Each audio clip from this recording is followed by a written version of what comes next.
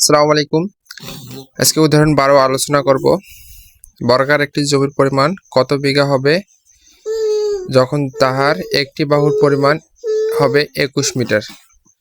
সমাধান: 21 মিটার একটি বাহু আছে, যেহেতু বর্গাকার সেহেতু দৈর্ঘ্যপ্রস্থ 21 মিটার করেই হবে। দেওয়া আছে এবি, বিসি, সিডি, এডি 21 মিটার। ক্ষেত্রফল এবি সিডি কত বিঘা?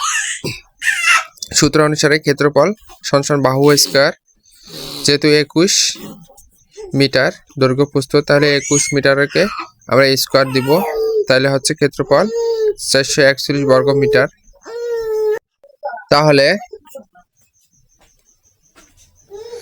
আমরা জানি 1338.50 বর্গ মিটার সমান 1 বিঘা। অতএব 1 বর্গ মিটার সমান 441 বর্গ মিটার সমান ভাগ করতে হবে, তাহলে আমরা পাচ্ছি কত? 0.33 বিঘা। তাহলে উত্তর হচ্ছে 0.33 বিঘা। আসসালামু আলাইকুম।